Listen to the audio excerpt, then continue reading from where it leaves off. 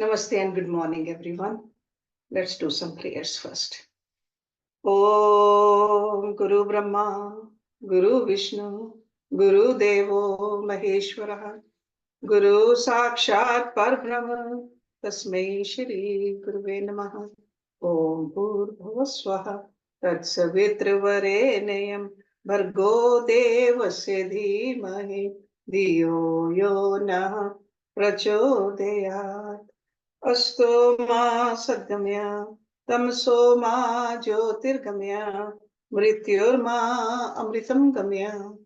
Om Sahnavavtu, Sahnabhunaktu, Sahviryam Karvavahe, Tejasvi Navadhitamastu, Ma Vidvishavahe. Om Shanti, Shanti, Shanti.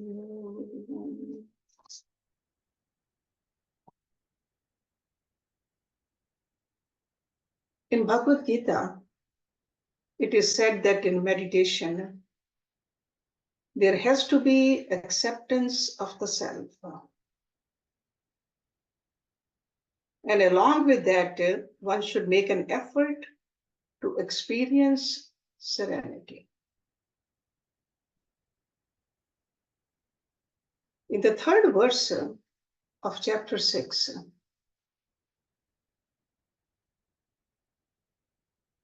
Lord Krishna says, Arurukshor muner yogam karam karnam uchyate yog arudasya tasya eva sham karnam uchyate. We got to understand what the deep significance of these verses are. Every time we look at these verses, we find deeper and deeper meaning. In this verse, Lord Krishna is saying, Karam is the means for those desirous of obtaining yoga. Yoga means the union with God. Yoga. And harmony also. And serenity is the result of mastery over the karma and attainment of yoga. So in this verse, Lord Krishna has made an important statement that karma is the means for those desirous of attaining harmony and yoga. Karma. So what does this statement mean really? It means that along with the normal karma, normal actions which we all perform, we need to develop an attitude of observation, of knowing who we are also. With knowing this observation of the karma, a person spontaneously enters into a meditative state.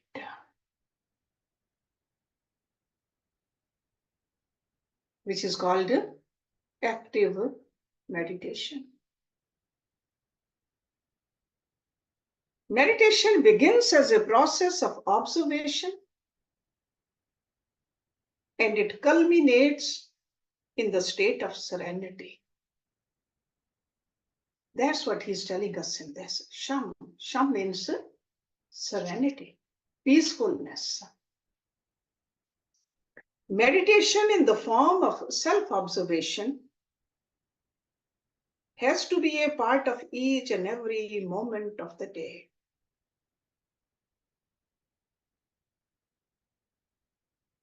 We cannot isolate the meditative practice from the normal day-to-day involvement. Because if this kind of isolation takes place, then it will be similar to taking 3 steps forward and 2 steps backward. So the growth or the progress in our spiritual life will be very slow if you don't follow these instructions given by Bhagwan Krishna. We won't be inspired. The human tendency is to be unaware of the karma. We just let the ego govern. We are not even fully involved into the karma which we are doing, let alone observing who we are. The ego comes forward as a selfish quality. And it manifests as something which is non-expansive and restricted to the conditionings of our own mind and nature. We are here to expand our horizon, but ego does not let us expand. 12 hours of this kind of involvement in life,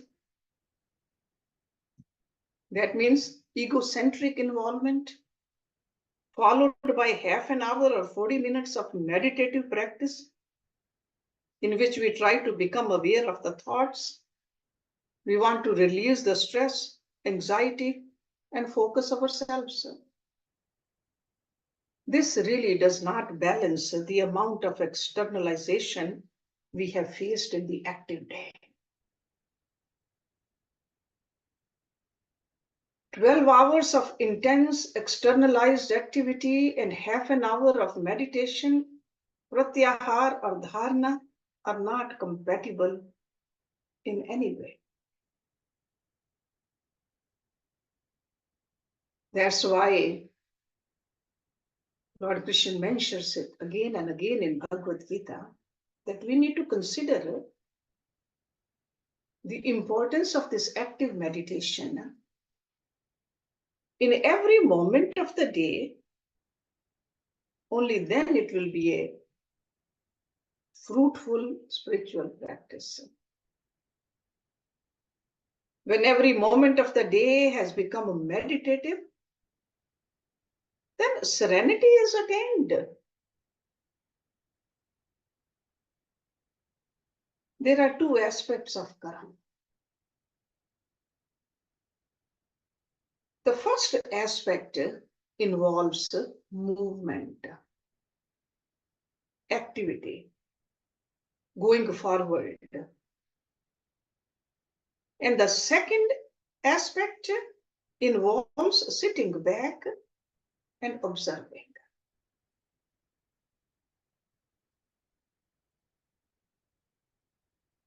We have identified karma with the movement activity very well. Moving forward. But most of the human beings have not been able to associate karma with the passive state of mind, of observation. Imagine being a farmer. First, we prepare the ground, till the earth, enrich it with natural composts. When the ground is ready, we sow the seeds and take proper care of them. When the seeds begin to sprout, then we can sit back. There is no need to work as hard as before. We just have to be aware of whenever care is needed to be given. In the same way, these two aspects have to be considered in respect to our daily karma. All the karma. Initially, there is active involvement, and at a later stage, there is a passive involvement. So there is a dynamic involvement and passive involvement in the same karma. These two aspects of karma actually color our mind.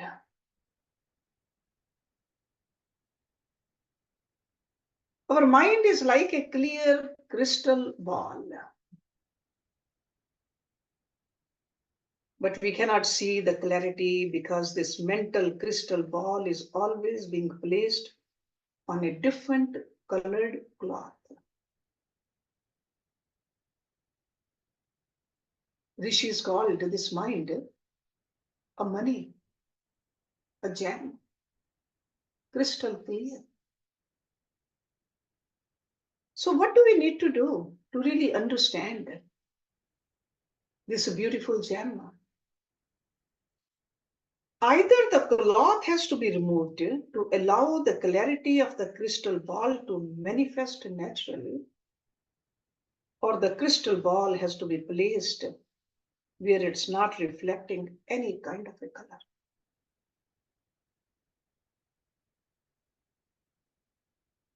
In both cases, you will find that there's a combination of karma,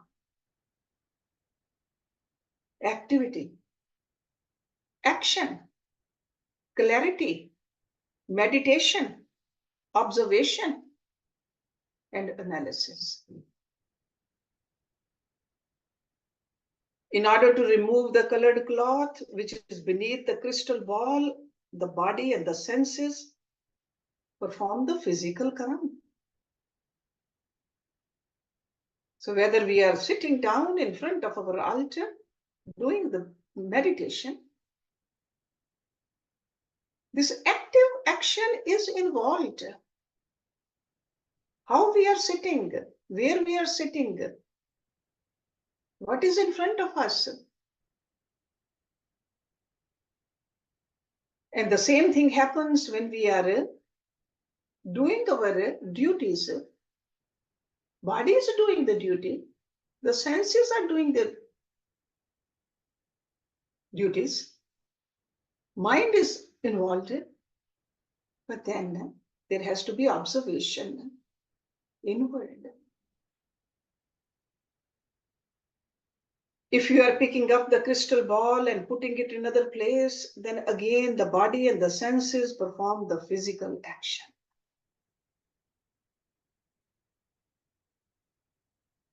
So that's why Lord Krishna keeps on telling us that karma should never be isolated from meditation. Once this realization is attained, once the mastery of the action is attained, then that is the attainment of yoga, union, oneness.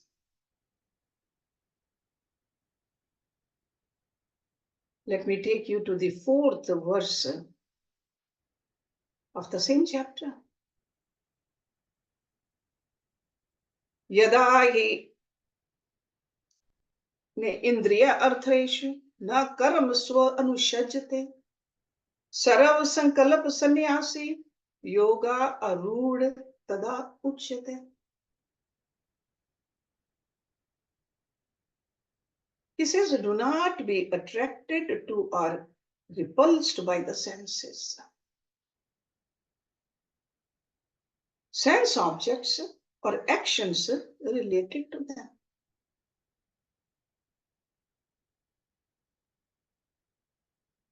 In the state of serenity, one goes through a natural process of renunciation.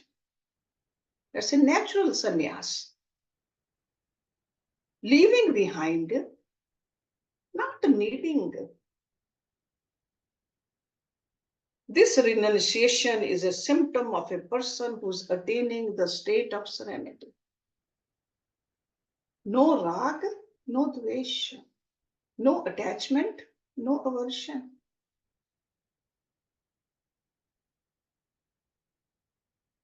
This sannyas or renunciation is not an external act. Rather, it's a state of inner awareness.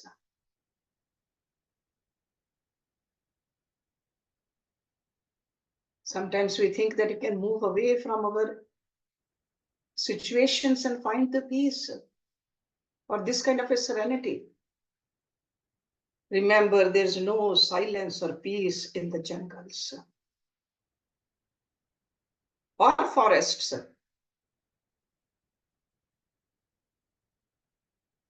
or the caves in the Himalaya. For a yogi, there's no noise in the middle of the city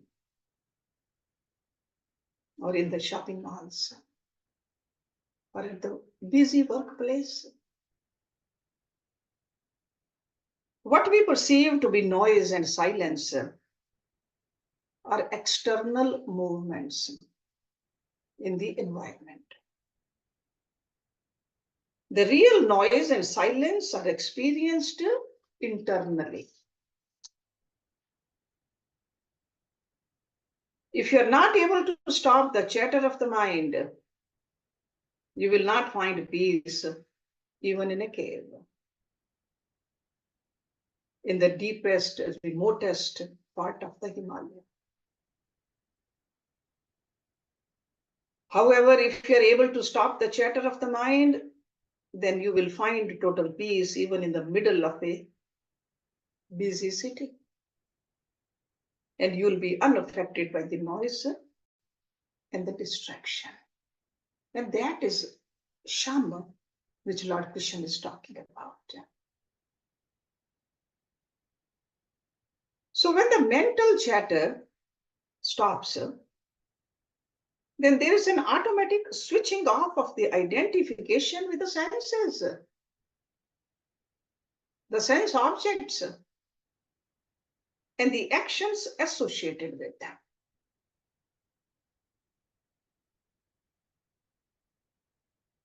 So that's why the initial aim of meditation is to stop the chattering of the mind.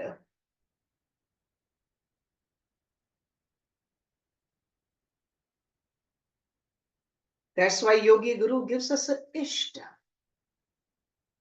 Concentrate on that beautiful form of the ishta right inside you, so that mind doesn't wander here and there. We need to become aware of what is happening within,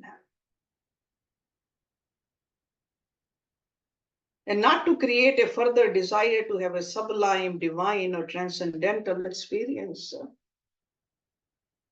That is also a chattering of the mind. Others are experiencing. How come I'm not experiencing? That's a chatter. Those people who want to see lights and colors in order to feel that they are evolving are not actually experiencing a meditative state. Rather, they are further conditioning their minds to see or expect anything. Do not have this expectation at all. Be aware of the simple experience.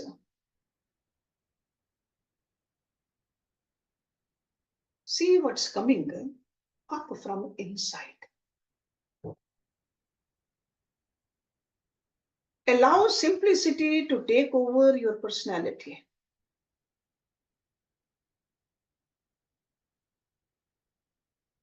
Experience the simple nature of your inner personality guiding your mental states. And also your actions. So both in sitting down meditation and in the active meditation, there should be simplicity. Do not allow ego in the form of desire or ambition to take over this conscious effort.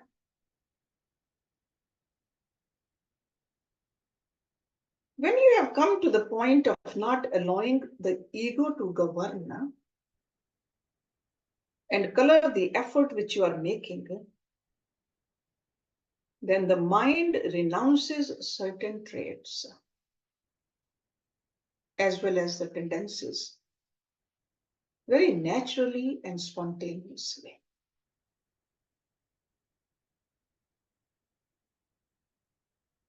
See, what does mind do naturally? It just wants to run here and there. That's very natural for the mind. But when we give our mind something beautiful just attaches to that. Then a person begins to live in the continuity of the self, in the continuity of the consciousness.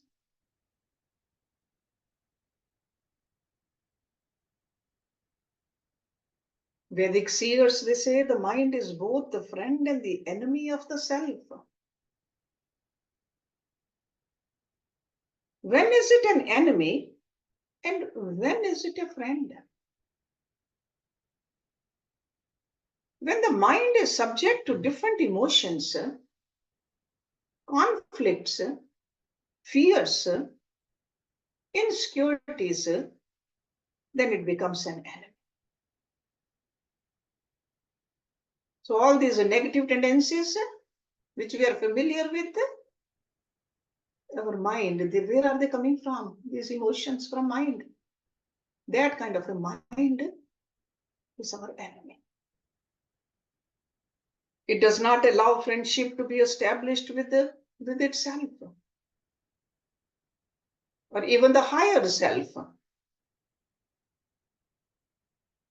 For example, when a person commits suicide,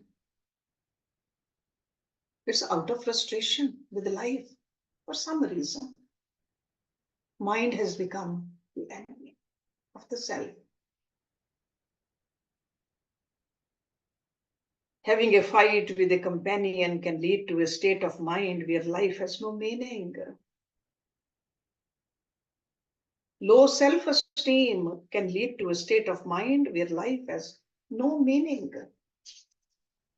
And all of that is coming from the mind. That kind of a mind is an enemy.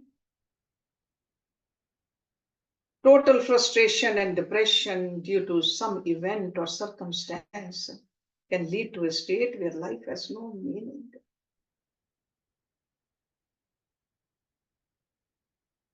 But on the other hand, when the nature of the mind changes, because of these circumstances, then the mind can become a friend also. Because when it's an enemy, it goes against the principles of evolution and growth.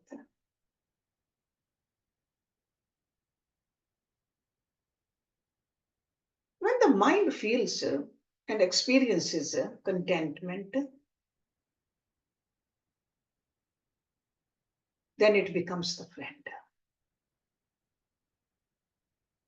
Contentment, santosh.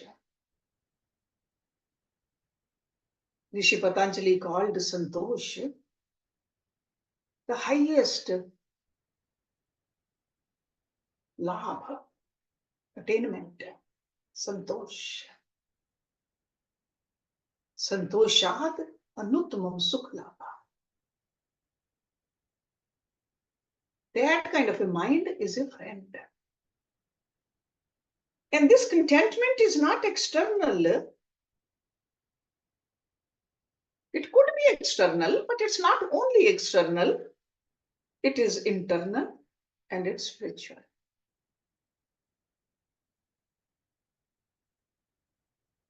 When the mind experiences contentment and is able to persevere, then it becomes the friend.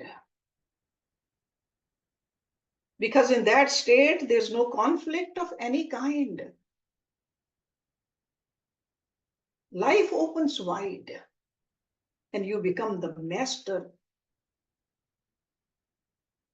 of all you survey. You're the master of your life. Whether you're sitting down and meditating or whether you are meditatively doing your duties, you are the master. Openness, clarity, contentment make the mind your friend. Conflict, insecurity, and fear make the mind your enemy. So tamasic qualities will drag us down,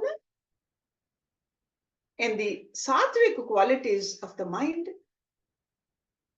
will make us go up. So it's very important to first know the structure within which the mind moves. What are the states of mind? And which conditioning is most predominant? An undisciplined mind is an outgoing mind.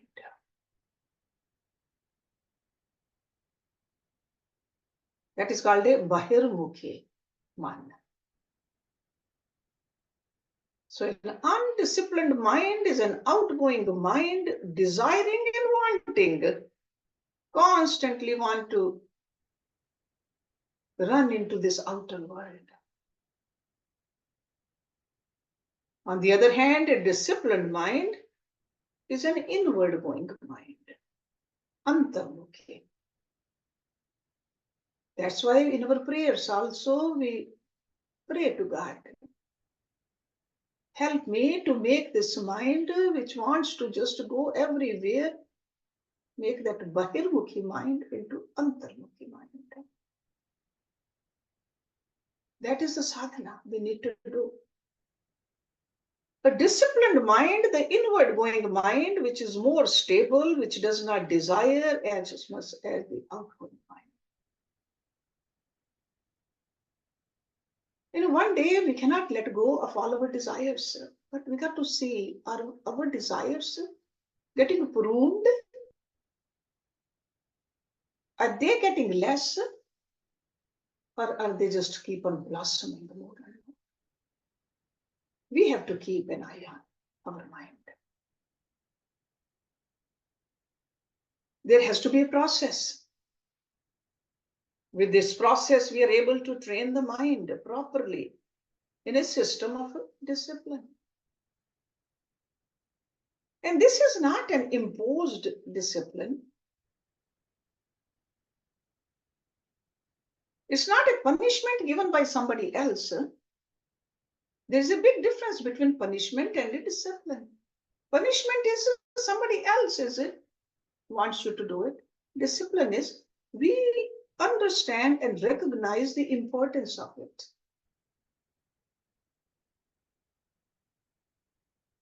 This is not an imposed. That's why they call it that if we follow the directions of a guru, ultimately it just becomes a spontaneous discipline.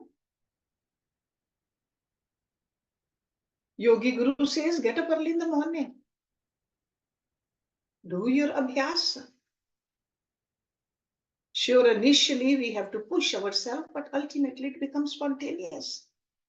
Without even thinking about it, you are doing it. Day after day, and mind comes under control.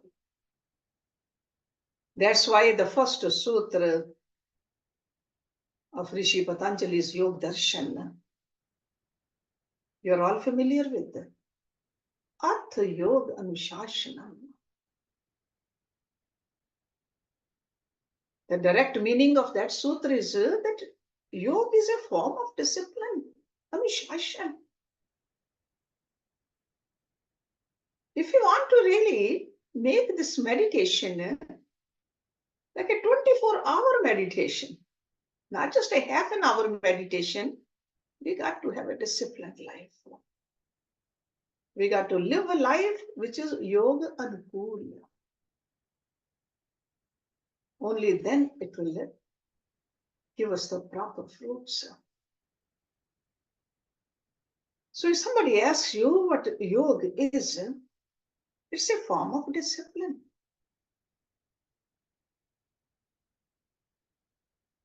In that kind of a discipline, where you become aware of the Atma, who you are, because that is the goal. You want to know who you are. That's why you are doing the yoga vyasa.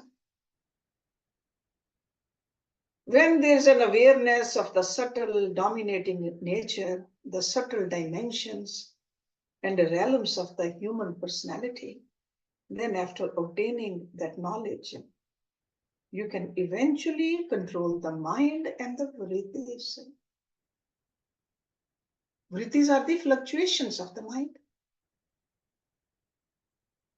And we have learned that vrittis could be good or bad, but they need to be controlled. Even the good fluctuation of the mind does not let us see who we are. Definitely the bad ones don't. They are dark in nature.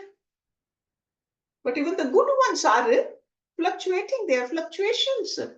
It's almost like there's a river, a flowing river. Sure, if the water is dirty, we cannot see the bottom. But even if the water is clean, and there's a lot of current in there, a lot of movement, we won't be able to see the bottom.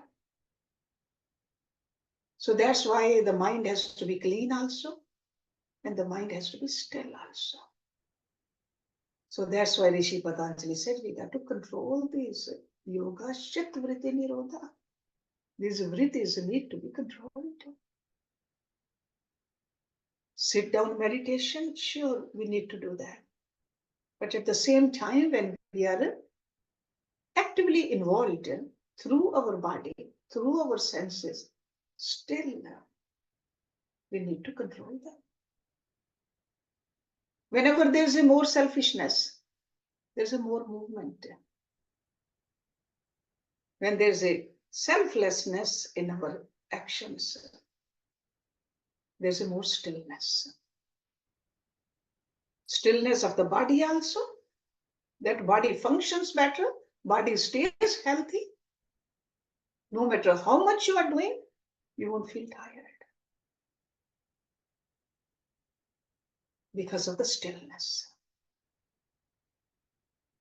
So this discipline, this anushasana, which rishis talk about, is not an imposed.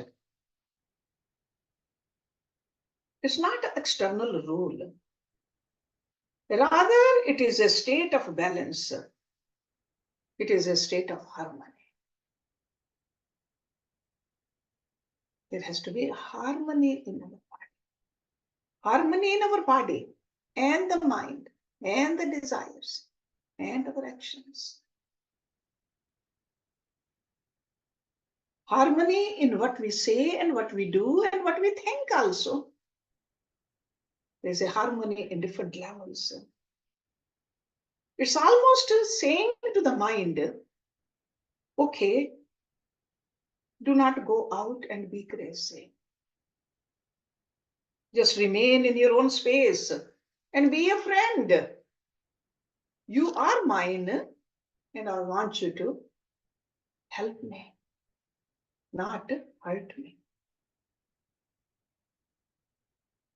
We have to understand that the disciplined mind is able to remain uninfluenced by the sensory inputs.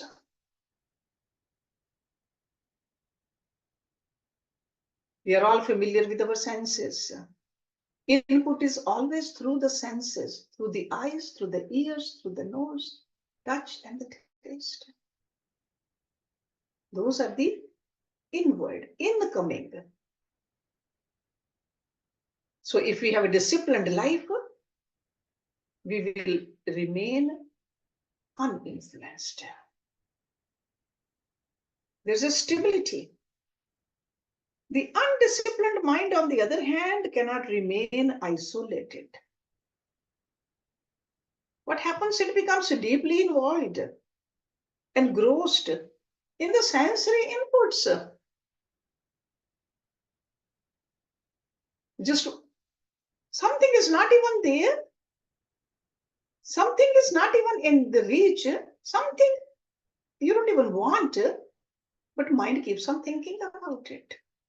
That is an undisciplined mind. Something is not even good for you, but keep thinking about it. That is an undisciplined mind. That is not a yogi's mind. It gets caught in that spider's web,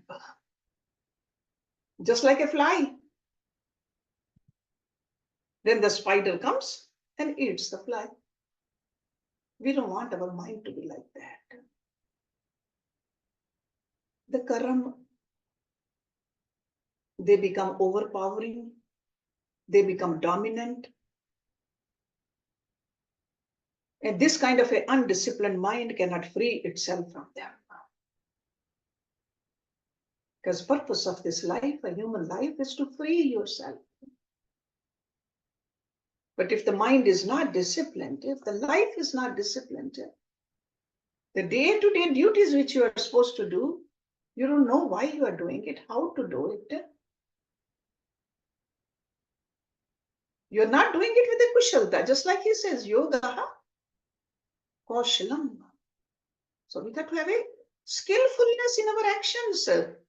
We have to learn how to do it. Only then we can say that, yes, I feel peace, I feel serenity. I don't feel that I'm caught in that web. So discipline is the control of the mind. Remember that. Sometimes we think that discipline is just going for a walk or doing asanas or not eating this or not eating that. No. Ultimately, we got to see that the discipline of ours, external discipline, it is controlling our mind or not. Is my mind in my control? Is my mind content? Is my mind listening to me or not? The natural discipline which arises from deep within, after recognition of human nature, is the means to control the mind and to know ourselves. So that means with a controlled mind, with a mind which is your friend, will help you know yourself. Because we need to know ourselves. The ultimate goal of life is to know ourselves. Every prophet says that. Different language, different ways according to the time, but they all say, know thyself. Atmadrashtavana.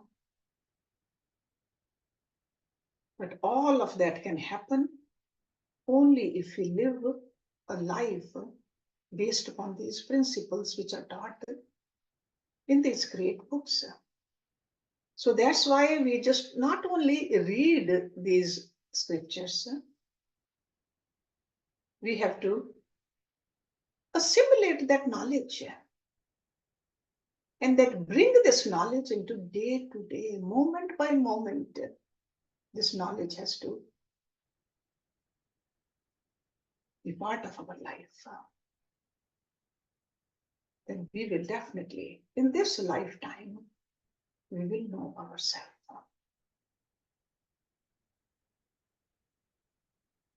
Om Purnamada Purnamidam Purnat Purnamudachyate Purnasya Purnamadaye Purnameva Vishishyate.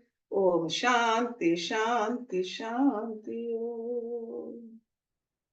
Thank you very much.